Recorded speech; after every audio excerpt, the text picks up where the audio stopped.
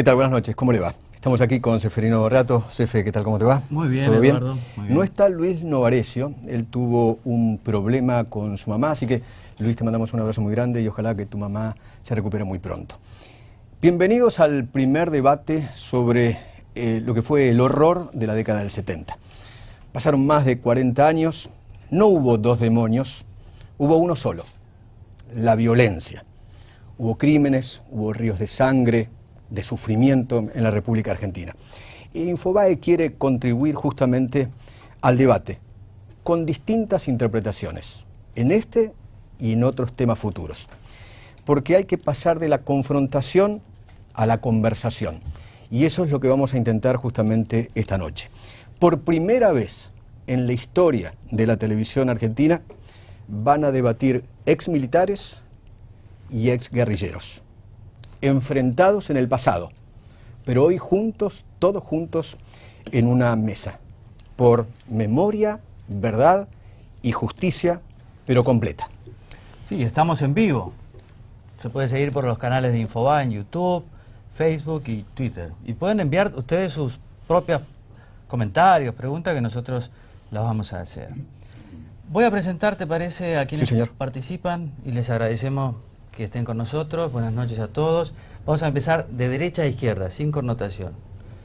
Eduardo Anguita es periodista, es escritor, coautor de La Voluntad, libro muy importante sobre los 70. Él fue militante del Ejército Revolucionario del Pueblo. Muchas gracias por estar con nosotros. Buenas noches. Luis Labraña es gestor cultural y es licenciado en lingüística, pero antes fue militante de Montonero. Muchas gracias. Aldo Rico es político, empresario, fue teniente coronel y comando del ejército. Muchas gracias por estar con nosotros. Y José D'Angelo es periodista y escritor, autor del libro Mentirás tus muertos, también otro libro muy importante, y antes fue militar, ahora está retirado. Este es un debate, como dijiste, Eduardo, sobre pasado, presente y futuro. Hay tres bloques temáticos, precisamente uno que tiene que ver con la autocrítica, el pasado, otro con la evaluación, el presente, y otro con el futuro, si hay posibilidades de reconciliación o no. La idea es hablar libremente, pero tenemos que tener un orden. Algunas ciertas normas y reglas que deben ser, por parte de los panelistas, digamos, seguidas a rajatabla. Va a haber un reloj, hablarán 2 minutos, ¿es así? Sí, el debate en total va a durar 1 hora aproximadamente. Distribuida en estos 3 bloques. En cada bloque habrá 2 minutos para cada uno de los panelistas y después que hablen los 4, 1 minuto más para cada uno para preguntar, refutar, criticar. Se admiten preguntas venenosas. En total 3 minutos para cada uno de los 4 en cada uno de los 3 bloques. ¿Te parece empezar por el primero? Sí, señor. Basta de una sola voz, de un solo relato. De un lado hubo solamente víctimas y del otro hubo solo verdugos. Y recuerdo que, o les recordamos que lo pueden seguir a través de los teléfonos celulares, de las tabletas o de las computadoras, a través del sitio de Infobae, que lo está transmitiendo en vivo, y a través de Facebook, Twitter y YouTube. Bien, bloque número 1, autocrítica. La pregunta es esta. ¿Considera que su sector, o el sector con el que más se identifica, ha asumido su responsabilidad sobre la violencia en los años 70? Vamos a comenzar, a ver quién comienza. Comienza José D'Angelo. 2 minutos. Entiendo que el sector al que se refiere la pregunta es el de las Fuerzas Armadas a las que yo pertenezco en mi carácter de oficial retirado del Ejército. Formalmente el Ejército hizo en la gestión del general Balsa una autocrítica que para nosotros, para mí por lo menos, perdón, es insuficiente, escasa y contribuye a algo que yo voy a volver en el debate, que es a la construcción de un relato a diferencia de la descripción histórica de los hechos. Creo que los argentinos nos debemos la verdad histórica y la autocrítica que hizo el general Balsa fue incompleta.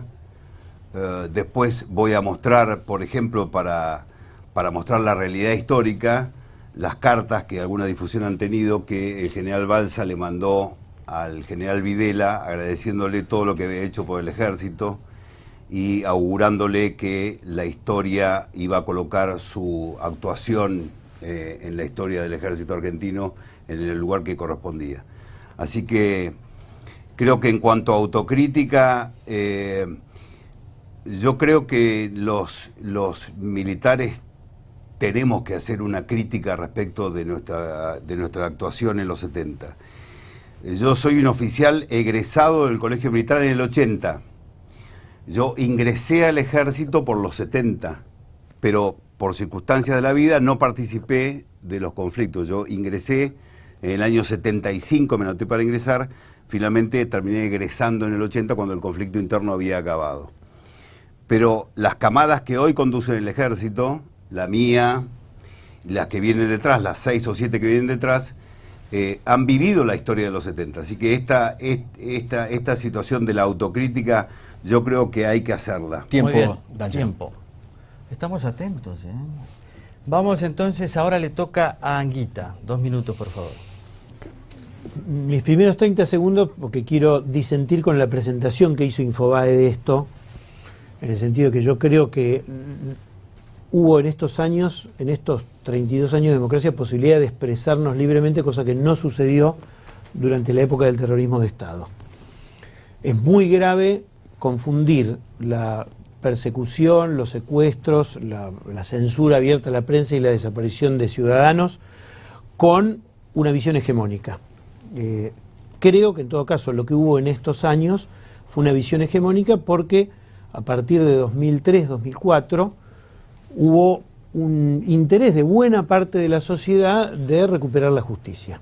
Eso se logró con la derogación de las leyes de impunidad, eso generó un proceso de judicialización de una serie de crímenes que estaban impunes, y me parece que en estos años sí hubo la posibilidad de que se expresaran muchísimos que disintieron con la política de derechos humanos, que no fue patrimonio solamente del gobierno, de los gobiernos kirchneristas, sino también de la justicia y de buena parte de la sociedad.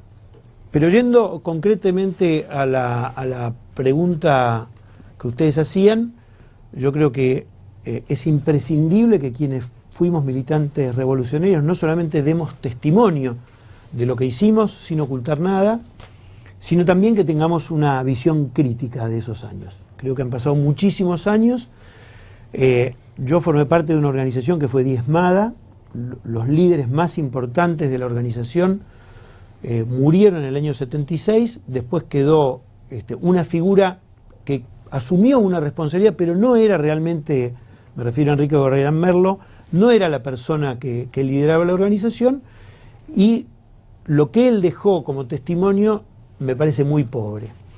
En ese sentido, quienes fuimos militantes, simplemente yo me incorporé muy joven a la lucha y caí preso muy joven, creo que tenemos que hacer todos los esfuerzos para dialogar y también poner de relieve que la violencia que se vivió en la Argentina también tuvo una contribución por parte de quienes queríamos una sociedad más justa, una sociedad mejor. Muy bien, Anguita, muchas gracias. Aldo Rico, su turno. Para mí es difícil hacer una autocrítica por la sencilla razón de que yo estoy sospechado. Yo ingresé en el Colegio Militar en los 70 y ya he tenido 2 causas en este tema. Además, por mi nivel de conducción no tenía responsabilidad, por mi nivel... De todas formas, creo que tenemos que analizar todos los problemas y esta mesa que se ha formado y que tal vez se tenga que ampliar y prolongar realmente es muy importante, porque acá estamos demostrando fundamentalmente que los que combatimos en aquella oportunidad no tenemos ningún problema en sentarnos a hablar y nos llevamos perfectamente bien. Acá el problema es la dirigencia política. Yo creo que el grave problema de un conflicto que lleva 40 años sin resolverse, donde muchos de mis camaradas están detenidos, están condenados por leyes que son posteriores a los hechos que se juzgan, ¿no es cierto? Como dijo además el fallo del tribunal inicial, en el marco de una guerra revolucionaria, que así lo marca, una guerra revolucionaria, y creo que todos están de acuerdo que fue una guerra revolucionaria, con objetivos claros de toma del poder, inhibe. Yo no puedo hablar porque realmente podría ser acusado, es cierto, pero de todas formas yo agradezco a Infobae que nos haya invitado y además le agradezco a todos los que están en esta mesa, sobre todo a aquellos que alguna vez nos enfrentamos, porque me parece que hay que lograr un ambiente de reconciliación, sin el cual la Argentina no va a salir adelante.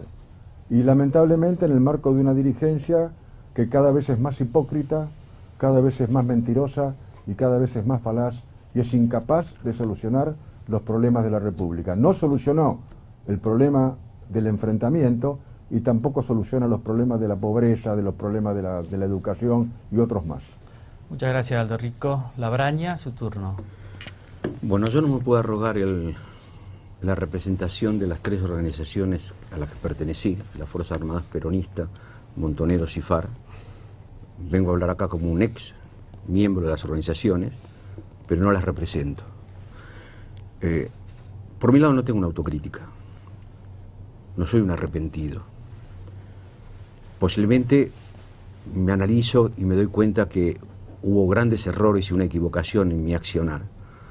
Pero también me pregunto el por qué. ¿Qué es lo que sucedió para que jóvenes de 17, 18, 19, 20, 21 años tomaran las armas? Entonces, cuando pienso eso, digo, ¿autocrítica de qué?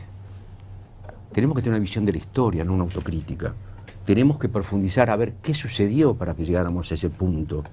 Porque no es cuestión de que hubo militares malos, se tienen que autocriticar, montoneros malos, Perrete malo, FAP mala. No, no es así. Acá sucedió algo. Y eso no lo soluciona la autocrítica, sino profundizar el estudio en la historia, porque esto es como una peste. Nosotros podemos darle un antibiótico, pero la vamos a curar hoy, mañana y pasado. No, tenemos que curar los orígenes de la peste para que no se repita. Ahora, le queda tiempo. Permítame preguntarle, ¿a qué se refiere? ¿Qué es lo que sucedió? Claro, ¿qué es lo que sucedió? Todos aparentemente dicen, bueno, aparecieron unos muchachitos enloquecidos que ensangrentaron el país y eran asesinos, no eran idealistas. Del otro lado, dicen, aparecieron unos militares represores que tampoco eran idealistas y asesinaron al país. Yo creo que no es así. Yo creo que en ambos bandos eran idealistas. Ambos bandos lucharon por la patria. Unos equivocados, considero yo el caso nuestro, porque atacamos las estructuras del Estado, y otros que salieron a defender las estructuras del Estado, creo que estuvieron en lo correcto. En ese momento nos enfrentamos y nos matamos. Pero no veo la autocrítica, no veo la necesidad de pegarnos con un látigo. Muy bien, muchas gracias. Bueno, ahora entonces pasamos a algo más dinámico, que sería cada uno de ustedes va a tener un minuto, y ahí puede decir lo que quiera, puede refutar, criticar. Un minuto para preguntarse entre sí. Un minuto el que pregunta, un minuto el que responde. Y la pregunta puede ser a cualquiera de ustedes. Muy bien. Arranco yo. Comenzamos con D'Angelo. Yo, a diferencia de Eduardo Anguita, considero muy buena la presentación que hace Infobae del debate, que como Aldo agradezco y me parece que es muy bueno y que es histórico y tiene que continuar. Y voy a sacar solamente un párrafo de esa presentación que dice: el eslogan de los últimos años, memoria, verdad y justicia, esconde en realidad una impostura. La masificación del debate fue inversamente proporcional a la pluralidad. El paso del tiempo facilitó el olvido y la manipulación, y sobre todo la imposición de una sola voz y de un solo relato. De un lado, como repitió Eduardo recién, solo hubo víctimas, del otro solo verdugos. Este debate tiene que ver, me parece a mí, con que en los medios en los últimos tiempos empezaron a dársele espacio a las víctimas de la guerrilla. La aparición de víctimas de la guerrilla, de Victoria Villarroel del CELTIP, de Silvia Barzábal, etcétera, impulsó este debate. La pregunta, perdón, ¿para quién es? La pregunta va a ser para Eduardo Anguita. ¿Te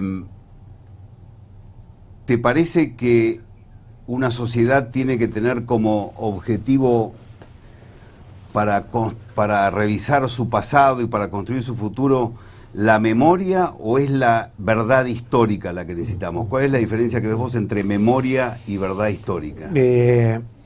Yo creo que es un tema importantísimo. Yo creo que la memoria es importante porque con lo que se vivió durante el terrorismo de Estado hubo un bloqueo de una buena parte de la sociedad. O sea, silenciar a la sociedad a través de los campos de concentración y de la detención, tortura y asesinato sin siquiera reconocer esos asesinatos generó un terror impresionante. Entonces, el hecho de hacer memoria después durante la democracia ayudó a muchísima gente a recuperar su identidad. Creo que con eso no es suficiente. Coincido con vos con que necesitamos todos los datos históricos. Creo que muchísimos de tu libro que me acabas de dar y que todavía no había leído referencias.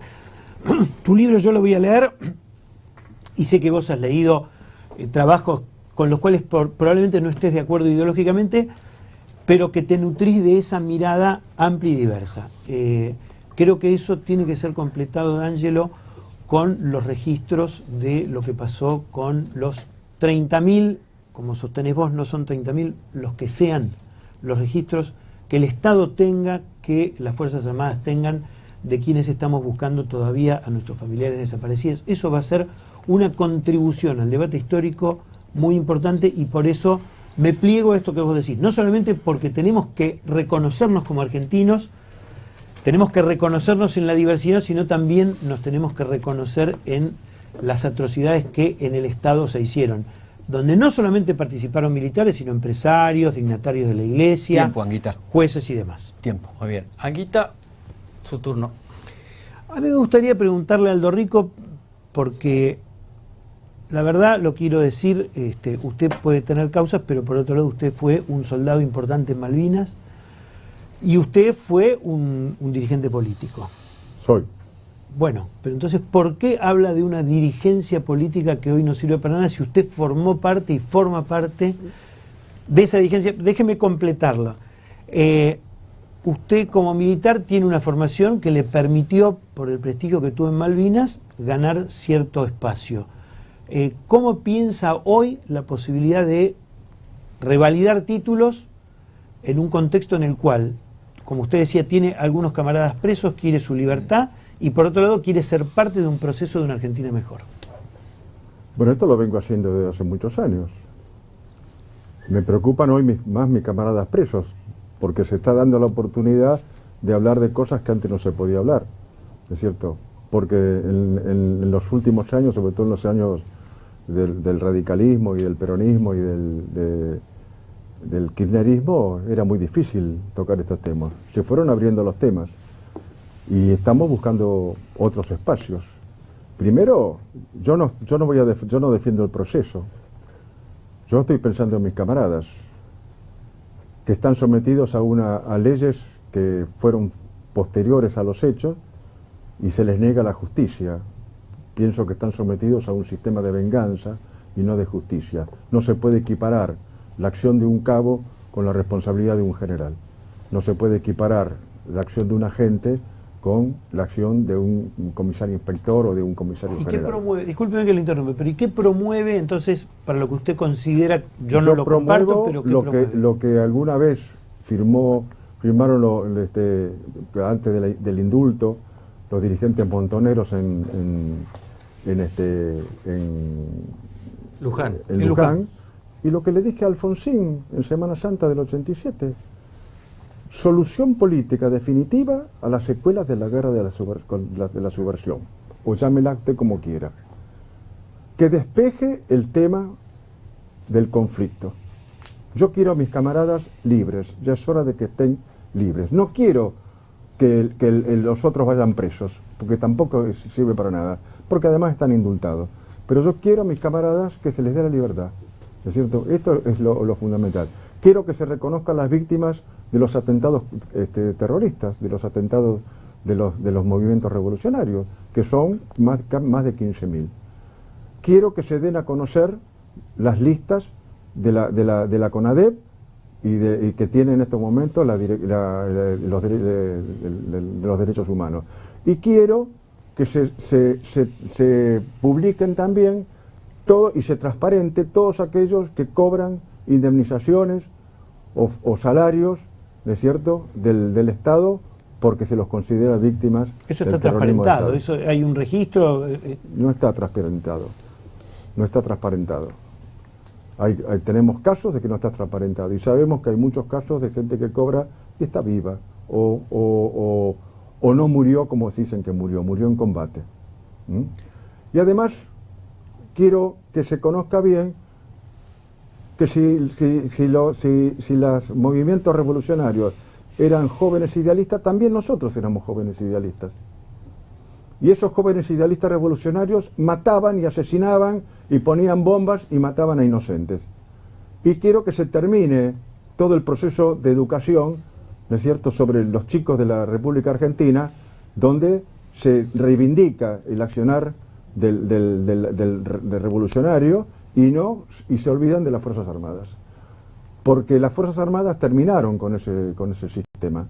Y si Alfonsín llegó al poder alguna vez en elecciones libres, es porque los movimientos de guerrilleros dejaron de tener importancia en la Argentina. Como está demostrado en todos los listas. Yo no puedo hablar de lo que yo hice o de lo que yo actué, pero puedo hablar con todas las cosas que todos los elementos revolucionarios, ¿no es cierto?, han escrito, porque ustedes han escrito todo.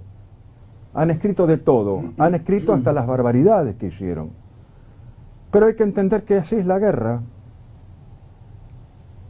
Todos quieren moderación. La guerra es no existe la moderación en la guerra. Yo como comandante de mis soldados hacía todo lo posible para que ninguno de mis soldados, de mis subalternos, tuviera consecuencias, estuviera herido o muerto.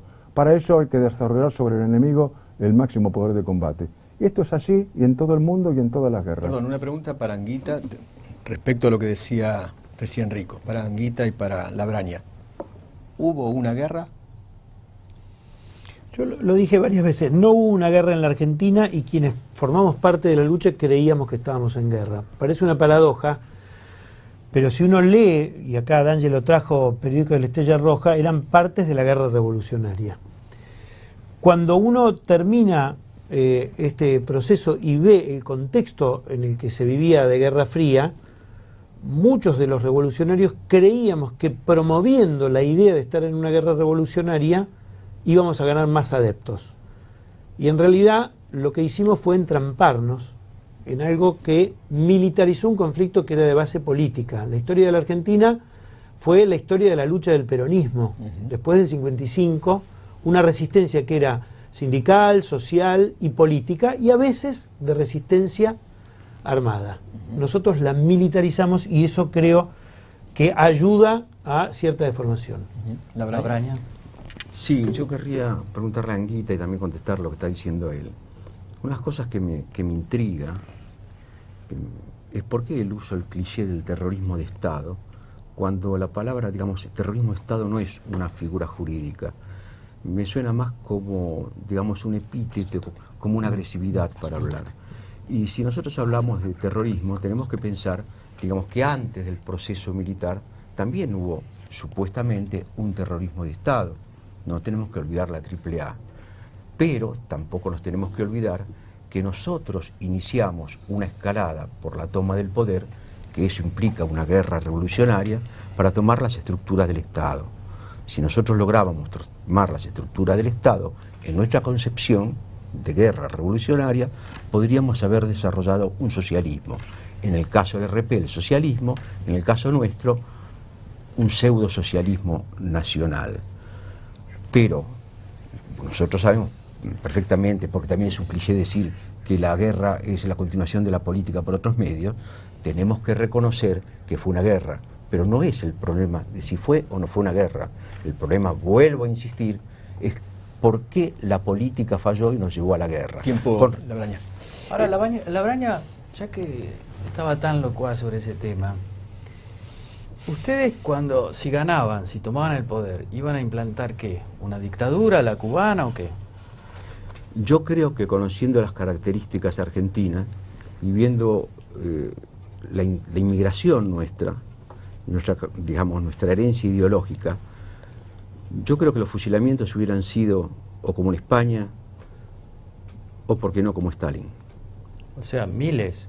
Yo creo que hubiera sido sangriento. ¿Ustedes hubieran fusilado a miles de personas? No yo, estoy Bueno. diciendo lo que hubiera sucedido históricamente. Posiblemente yo hubiera sido uno de los fusilados, ¿no? Porque siempre fue un tipo con pensamiento propio, etcétera, etcétera. Sí, yo creo que sí, que hubiera sucedido eso. Pregunta, la gente está interactuando con nosotros a través de las redes sociales, están escribiendo en Twitter y en Facebook. Pregunta Lucas Domínguez si es verdad que usted, Labraña, fue el que inventó el número de 30.000 desaparecidos. Sí, es correcto, es correcto. ¿Cómo fue ese momento? Es simple, llegaron las madres de Plaza de Mayo, lo conté varias veces, llegaron a Europa, estaban buscando dinero para poder desarrollar su organización no gubernamental, para sostenerse, para comprar una casa, y al llegar a Holanda plantearon, llevaban yo no sé si no tengo las copias todavía, siempre digo lo mismo, tengo que buscar, llevaban unas tremendas hojas A3 con nombres de desaparecidos que rondaban alrededor de 3.000 y pico, 3.700, 4.000, algo así. Entonces plantean el problema del genocidio, que son las grandes discusiones, que es un genocidio. Entonces dijeron que no se podía plantear el genocidio, porque Ámsterdam es una sociedad que sufrió mucho, porque es una sociedad judía. Entonces, frente a 6 millones de personas, hablar de 3.000 personas de genocidio no servía como argumento. Que tendrían que revisar más, nos dijeron, busquen, tendrían que revisar más, a ver si se encuentran más datos, etcétera, etcétera. Los argentinos enseguida nos encontramos, discutimos, había muchas corrientes de RP, gente suelta, de todo, gente que llegó por problemas económicos, todo el mundo opinaba. Y opinaron diversas cifras, llegaron a 100.000 las cifras. Y no sé, sacaron del bolillero 30.000, que es lo que había dicho yo, y se aceptó 30.000. Pero éramos conscientes que no era 30.000. Rico, ¿le puedo hacer una pregunta? Porque usted habló de los camaradas presos, ¿no? Ahora hay otro preso, que es el general Milani. ¿Usted cree que también Milani está injustamente apresado? No sé, no conozco el caso. Bueno, pero en general. No conozco el caso de Milani. Bueno, pero hay testigos. No conozco. Yo quisiera leer parte del fallo del tribunal que condenó a los comandantes. Toda consideración debe partir del reconocimiento de la situación política e institucional en que se insertó la acción de los procesados tendientes a reprimir el terrorismo subversivo en el país, que está fuera de toda discusión que a partir de la década del 70 el terrorismo se agudizó en forma gravísima, el que se manifestó a través de los métodos empleados por los insurgentes, por su cantidad, por su estructura militar, por su capacidad ofensiva, por su poder de fuego, por los recursos económicos con que contaban provenientes de la comisión de robos, secuestros extorsivos y variada gama de delitos económicos, por su infraestructura operativa y de comunicaciones, la organización celular que adoptaron como modo de lograr la impunidad, por el uso de la sorpresa en los atentados irracionalmente indiscriminados, la capacidad de interceptar medios masivos de comunicación, tomar dependencias policiales y asaltar unidades militares, que esos episodios constituyen una agresión contra la sociedad y el Estado. El objetivo último de esta actividad fue la toma del poder político por parte de las organizaciones terroristas, algunas de las cuales incluso intentó como paso previo a través de los asentamientos en las zonas rurales de Tucumán ya mencionados, la obtención del dominio sobre un territorio a fin de ser reconocida como beligerante por la comunidad internacional. Dice en esta parte la sentencia, en consideración a los múltiples antecedentes acopiados en este proceso, especialmente documentación secuestrada y a las características que asumió el fenómeno terrorista en la República Argentina, cabe concluir que dentro de los criterios clasificatorios que se vienen de expresar, este se correspondió con el concepto de guerra revolucionaria. Esto lo dice el tribunal. Okay. Rico, deme un Con segundito. referencia a la situación persistente al 24 de marzo del 76, finalmente expresa: en suma, se tiene por acreditado que la subversión terrorista puso una condición sin la cual los hechos que hoy son objeto de juzgamiento posiblemente no se hubieran producido. Okay. Esto dice el tribunal. Ok. Pregunta de las redes sociales, la gente está escribiendo a través de Twitter y Facebook. Paranguita la pregunta. María Pía Rincón le pregunta si ustedes reconocen que secuestraron y asesinaron gente. Mirá, en todas las partes de los periódicos del PRT y del RP, del Ejército Revolucionario del Pueblo, figuraban las acciones. Con otra terminología, no decía asesinato, yo no la quiero calificar ahora, decía ajusticiamiento. Pero esto, las organizaciones se hacían cargo, la organización de la que yo formé parte se hizo cargo. ¿De qué? ¿De ajusticiar a gente? Te estoy diciendo, en ese entonces se decía ajusticiar. María Pía pregunta si asesinábamos. Entonces yo por eso digo, uno puede cambiar cosas que parecen sinónimos y no lo son porque tiene una carga valorativa distinta, pero sí de provocarle la muerte a personas. Hoy uno puede decir son asesinatos, algunos son asesinatos, otros fueron muertes en combate y otras fueron muertes horrorosas, como contaba el otro día Silvia Ibarzábal. Pero yo quiero decir que eso fue en un contexto de lucha donde esto se vivió en toda Latinoamérica. La consigna del Che era crear 2, 3, muchos Vietnam.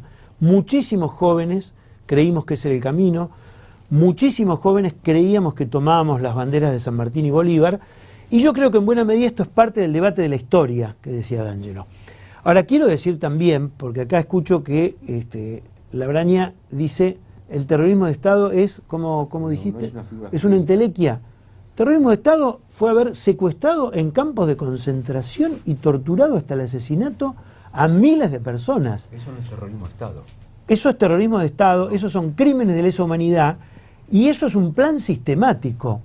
Y la verdad estoy deseando, no hoy, porque posiblemente este primer encuentro no dé, pero estoy deseoso de que algún día nos podamos sentar y reconozcan, no individualmente yo torturé y yo tiré de un avión, pero que los militares que participaron en esos años en la represión se hagan cargo de que tuvieron un ejército donde la tortura fue un crimen perpetrado contra miles de argentinos y que no han guardado los documentos y no los han hecho públicos. Entonces, la verdad, me parece que si queremos hacer una historia donde se cuenten todas las cosas, yo vengo acá también para decirles a ellos, con todo respeto, pero con energía, háganse cargo Anguita, de que formaron parte de un ejército Anguita, donde se cometieron crímenes.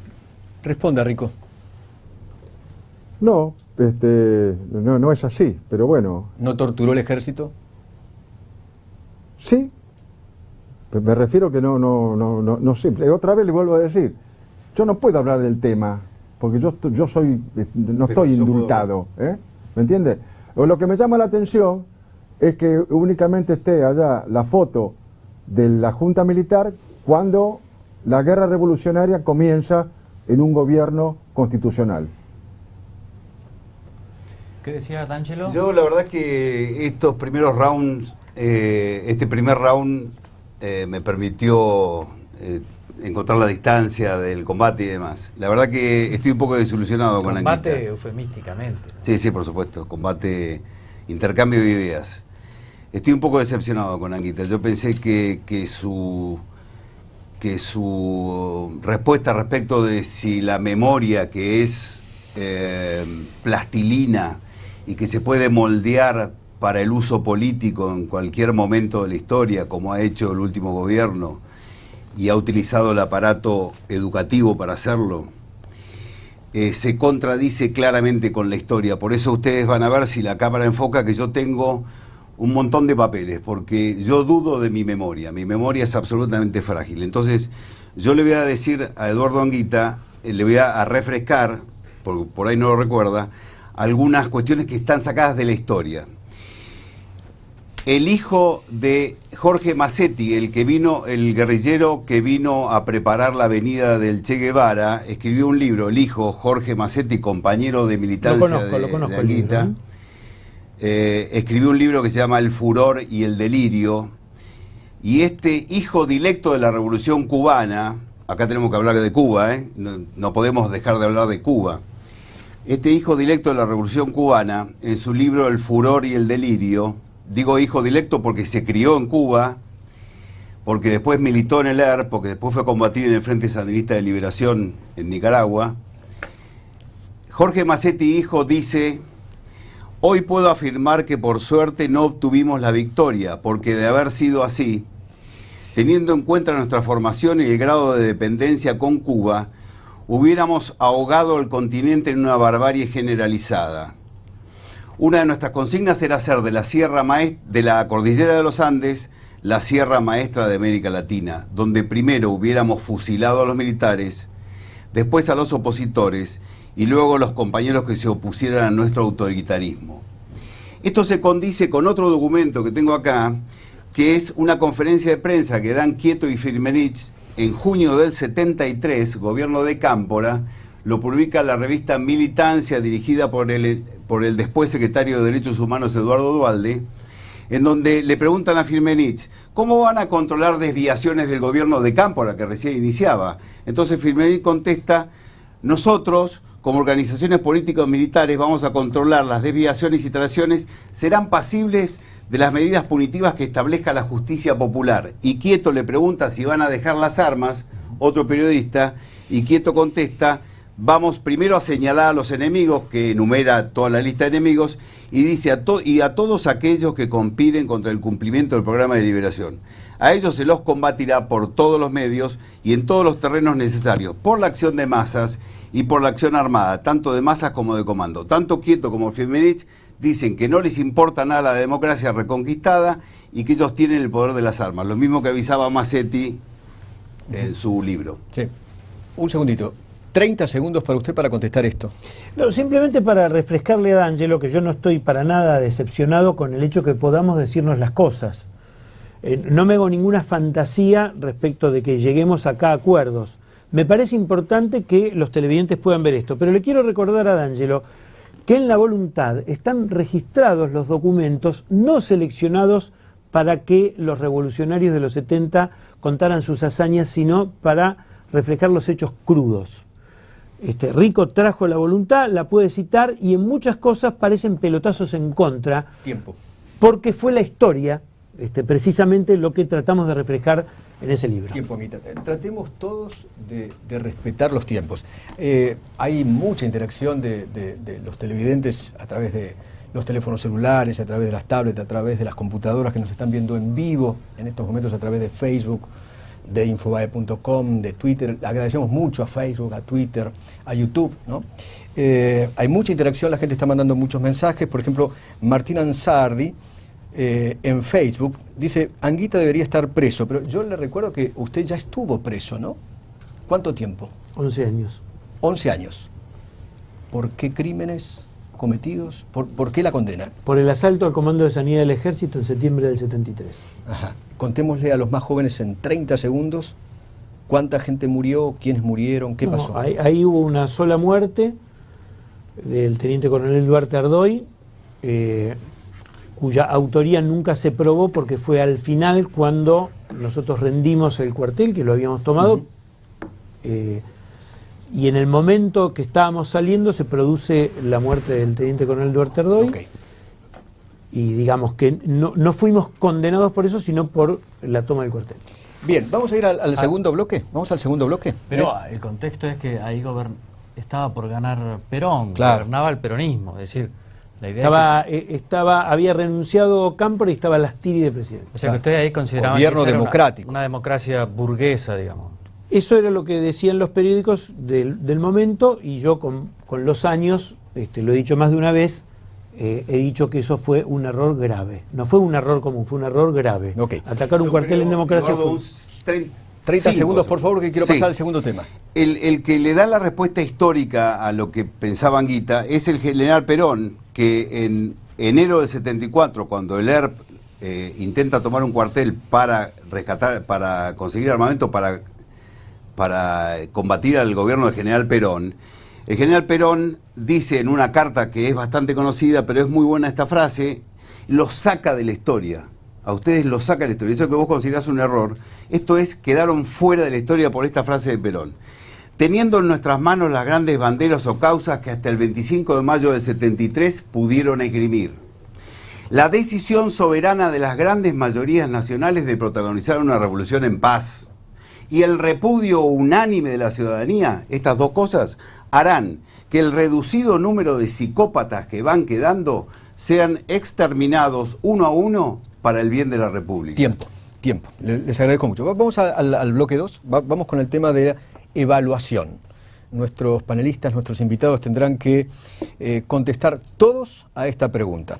¿Están conformes con el modo en que la sociedad, durante este periodo democrático, o sea, del 83 a esta parte, ha resuelto, procesado, juzgado este pasado? Y arrancamos 2 minutos cada uno. Les pido por favor respetar el tiempo. 2 minutos cada uno. Arrancamos con Aldo Rico. La sociedad no nos juzgó. A nosotros nos juzgó un sistema político, no la sociedad. La sociedad, cuando estalla la guerra revolucionaria, se pone en contra del sistema revolucionario. Y las Fuerzas Armadas logran reducir a la guerrilla precisamente por el apoyo de la población, si no hubieran ganado. Es un grave error. Ellos creían, como creía Susana Sanz, fundamentalmente decía el imparable de un pueblo peronista fogueado en la represión. El pueblo peronista fue precisamente el que les dio la espalda, precisamente porque escuchaban a Perón. Y ellos pensaban que el pueblo peronista le iba a dar las condiciones objetivas para lograr la toma del poder, y se lo negaron absolutamente. La pregunta es, ¿tuvieron las fuerzas revolucionarias el apoyo de la Cuba de Fidel Castro? Porque nosotros, deteniendo a la revolución, a las fuerzas revolucionarias en la Argentina, y digo fuerzas revolucionarias por deferencia, ¿no es cierto? Terminamos con el sueño de la cordillera de los Andes como una sierra maestra, y terminó el Che Guevara muerto inútilmente, abandonado por Fidel Castro, por el PC de Bolivia y por el PC de la Unión Soviética en las yungas bolivianas, donde no podía hacer ninguna revolución porque no había población. Pero fíjese que es una cosa que nos tiene que reflexionar, que tenemos que reflexionar. Las condiciones estratégicas. El proceso fue aliado estratégico de la Unión Soviética. El órgano oficial del PC se publicó la foto de Videla. Tiempo. Ya va a tener oportunidad de ampliar seguramente. Sus 2 minutos, Labraña. Continúo lo que dice. El PC en todo momento apoyó al proceso militar, y ya que ya hablan de terrorismo, yo hablo de la dictadura militar. Eso es un chiste nada más. O sea que los soviéticos estuvieron detrás de esta Guerra Fría, eso no existe ningún tipo de duda. Lo que falta acá, lo que no se habló todavía, es por qué surgimos nosotros. Después fuimos dirigidos, si quieren, por el bloque soviético, por la KGB, por los cubanos. Pero el origen de esto, ¿dónde depende? ¿Cuántos gobiernos militares existieron y derrotaron los gobiernos democráticos? Perón, Frondizi, Ilía y Isabel Martínez de Perón. Entonces, yo me pregunto, para hacer la autocrítica, por otro lado, los militares, en todos esos procesos, ¿qué hicieron con la Argentina? Que también cuidaron la Argentina, que después tuvimos que aparecer nosotros a pelear contra las dictaduras militares.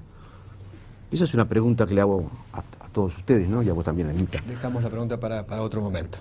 Le queda 1 minuto casi. Bueno, con respecto a lo que decía Anguita recién, que quizás de esta mesa no sale la reconciliación. No va a salir. Acá no hay reconciliación. Acá hay que borrar la historia y comenzar de vuelta la historia. Nosotros no representamos a 40 y pico millones de habitantes de la Argentina. No somos nada. Somos la sombra de un pasado funesto. Tenemos que ver qué hacer para que no se vuelva al pasado, pero tenemos que construir a partir de estas cenizas, pues son cenizas. No representamos a nadie. Representamos 4 tipos que están pensando y que otra gente puede estar o no de acuerdo con nosotros. Hay que reconstruir un país. Peleándonos no lo vamos a reconstruir. Los 2 minutos de D'Angelo. La verdad que sí, segundo round, porque no me acostumbro a los tiempos, pero voy a tratar de aprovecharlo y le pido a la cámara que me enfoque. Voy a tratar de mostrarle a Anguita lo que, en mi opinión, es el cambio de la memoria por la historia. Esta es una de las publicaciones de Estrella Roja, las publicaciones del ERP, que recomiendo vivamente a todos los jóvenes que se metan en el sitio ruinasdigitales.com, donde están digitalizadas todas estas revistas. Esta revista es de septiembre del 75, Gobierno Constitucional. En esta revista, acá hay un llamamiento a la juventud, a los estudiantes y a los campesinos, a tomar las armas contra el gobierno de Isabel Perón. Ellos tenían en todas las revistas, que eran semanales, si no me equivoco, o quincenales, creo que tenían una frecuencia semanal o quincenal, tenían lo que llamaban ellos Crónica de la Guerra Revolucionaria. Esto se trata de un gobierno constitucional. Leo lo primero, dice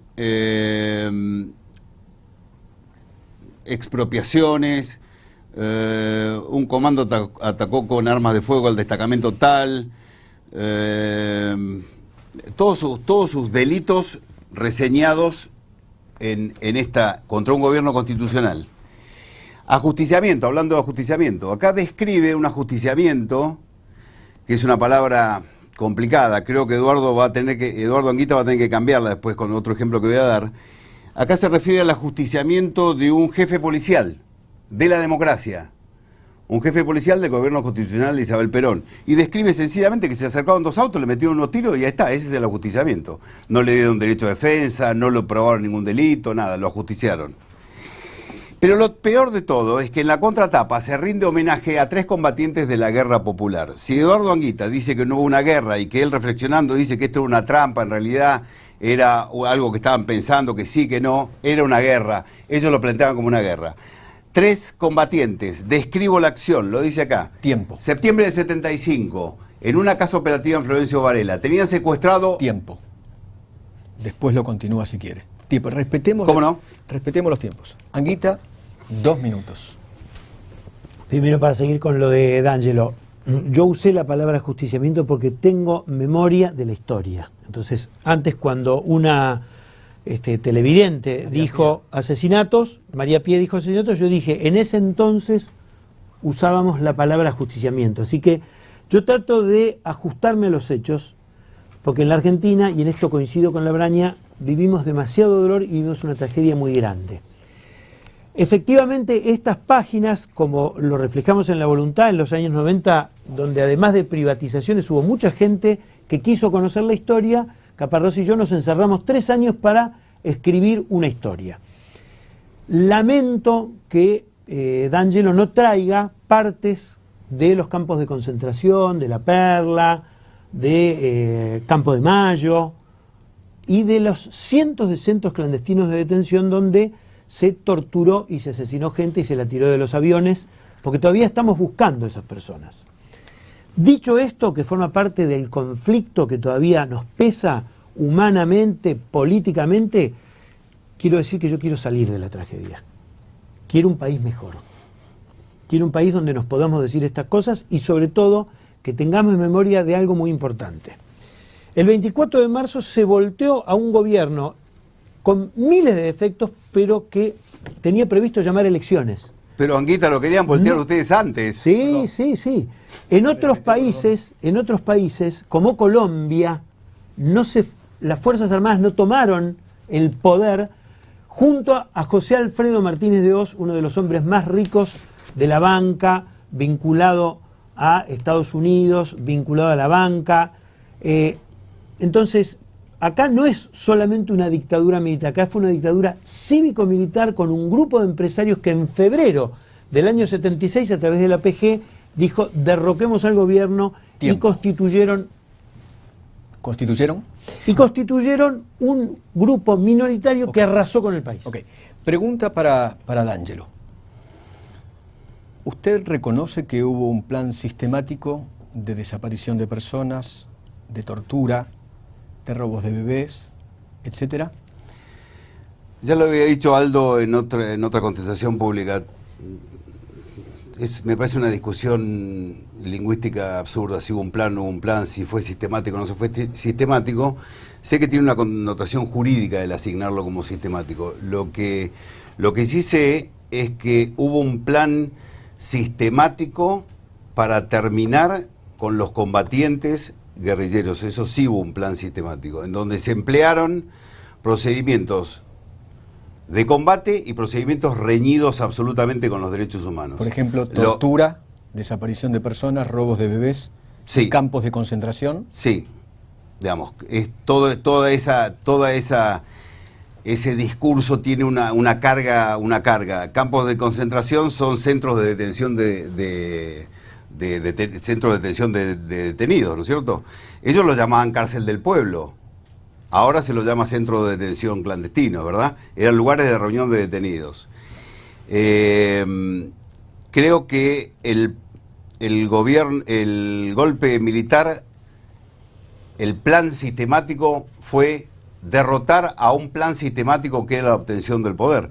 Porque Anguita tiene que reconocer que ellos creían en la lucha armada como el método legítimo para alcanzar el poder, y en ese sentido combatieron a gobiernos democráticos. Ellos se enfrentaron al gobierno de Perón y lo querían derrocar al general Perón. O sea que la acusación de golpismo con respecto a los militares... En tren de reconocer cosas, te interrumpo, efectivamente eso fue una cosa que merece la visión no solamente de quienes formamos parte de las organizaciones, sino que tenemos que escuchar a todo el mundo. Digo una sola cosa. Sí, pero me robaste el tiempo. Perdón.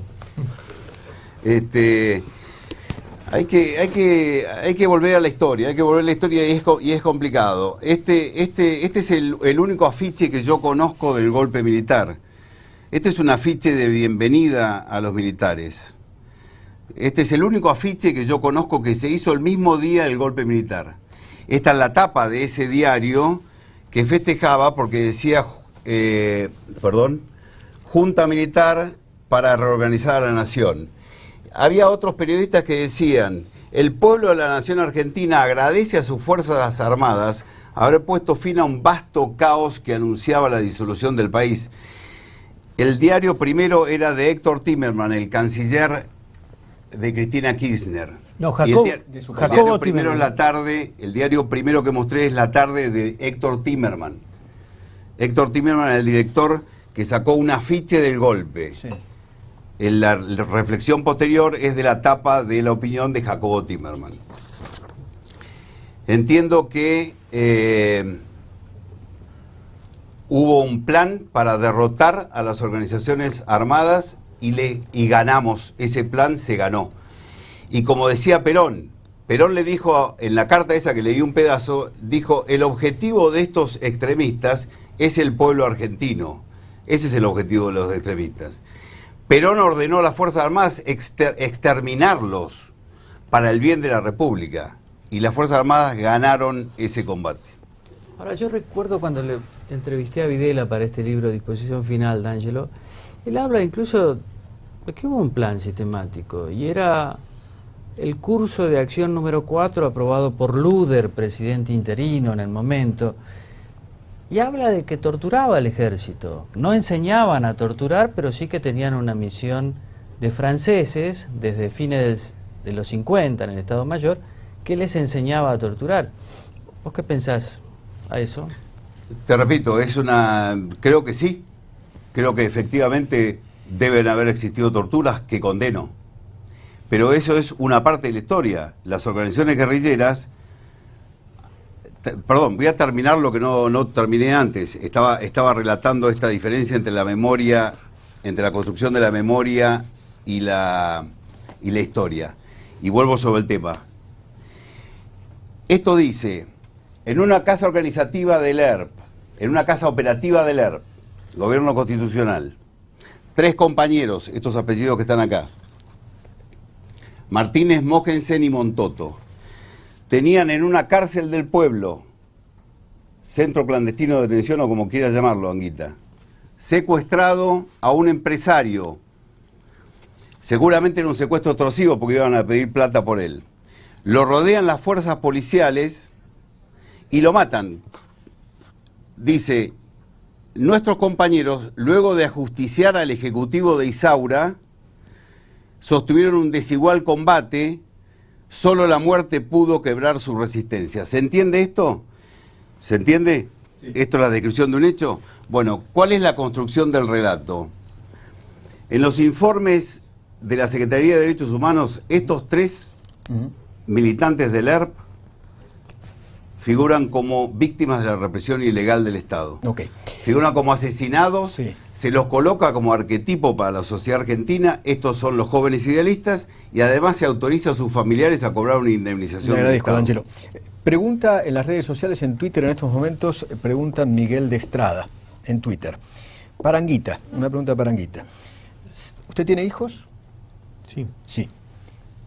Teniendo hijos, ¿qué le contaría de lo que ocurrió en los 70? Bueno, todo.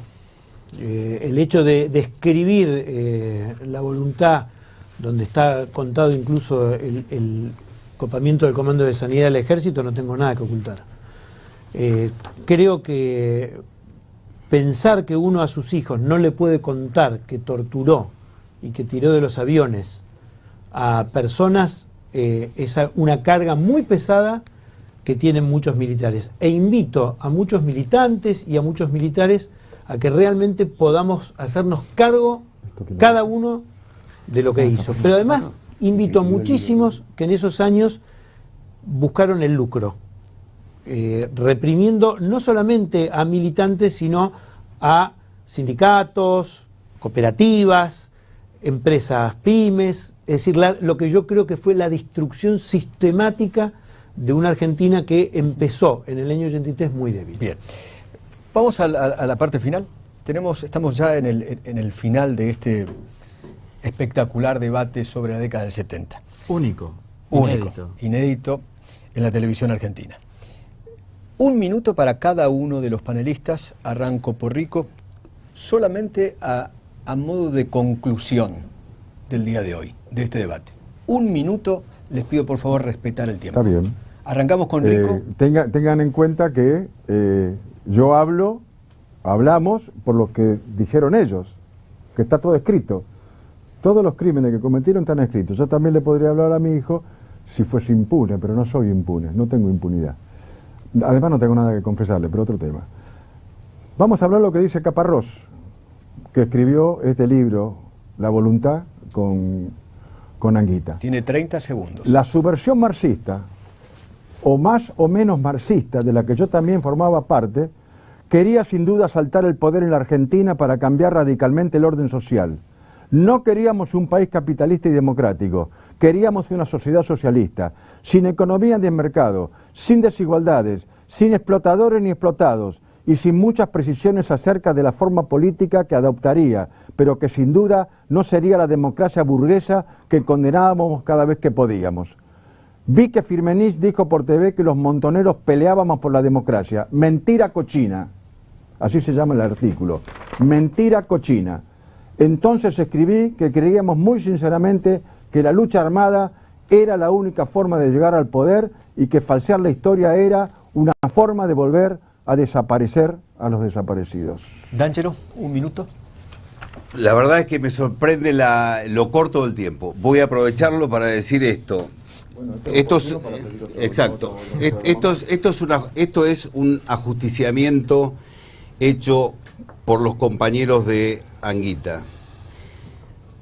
A mí me gustaría que los oficiales del ejército del futuro hagan una reflexión sobre las cosas en las que nos equivocamos, sobre las que se equivocó la conducción, la cúpula, la forma en que se ordenó combatir a la guerrilla. No la inventaron los militares, ya la venía haciendo el peronismo desde antes. Pero este ajusticiamiento no quiero dejar de hablar en este segundito que me queda. Estas dos chicas que están acá son María Cristina y María Fernanda Viola. ¿Sabés quiénes son, Eduardo? Sí, claro. Muy bien. Estas dos chicas, en diciembre del 74, vivían felices con su padre, un capitán del ejército. Compañero mío.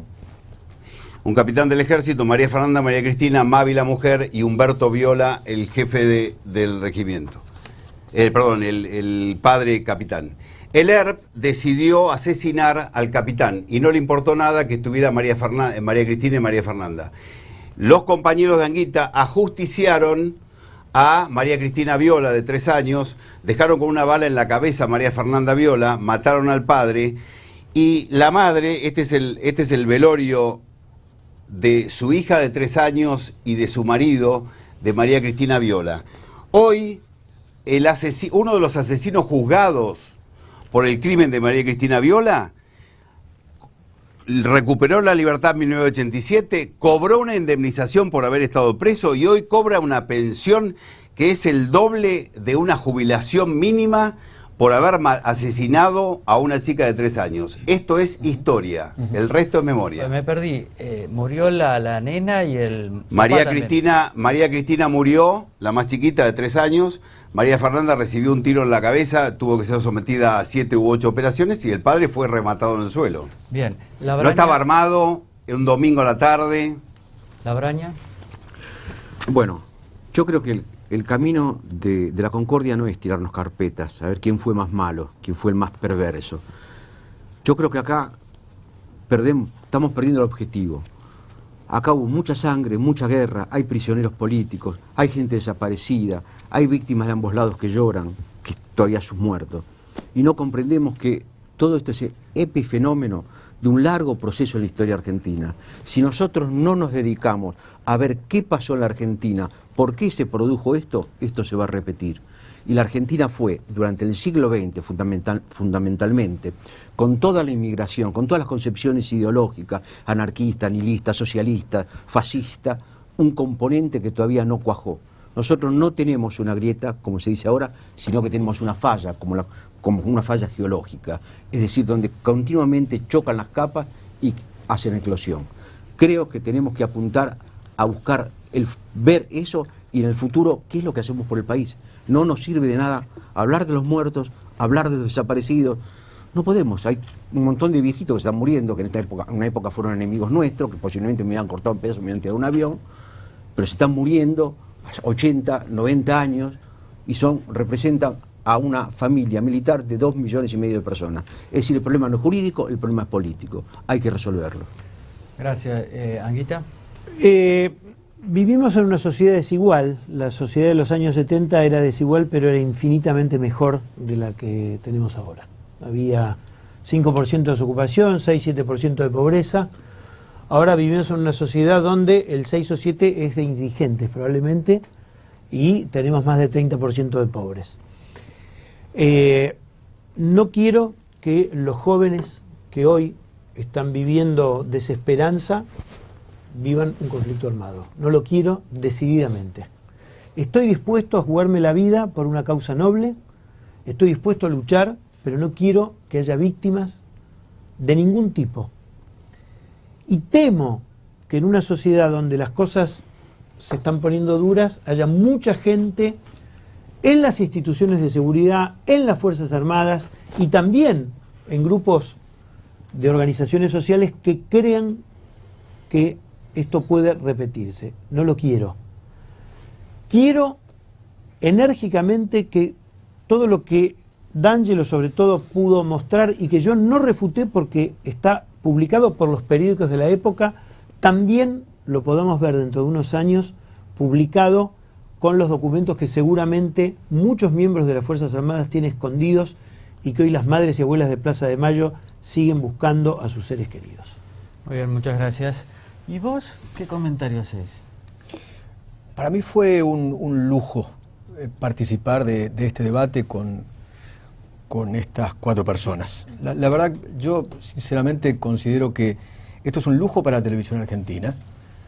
Desde el año 83 a esta parte, este tipo de debates no ocurrió, más allá de cuestiones muy, pero muy aisladas, y durante los últimos 12 años de un relato único. La verdad que yo siento eso, que hay como un aire nuevo, fresco, y espero que haya una reconciliación en la sociedad. Creo que es el momento no de la confrontación, sino de la charla, del debate, pero civilizado, del diálogo. Bueno, eso es lo que hemos intentado. Muchas gracias a ustedes cuatro, porque sin ustedes cuatro no hubiéramos pensado sobre el pasado para ver cómo construimos un futuro mejor. Fue un lujo. Gracias. Gracias, Efe.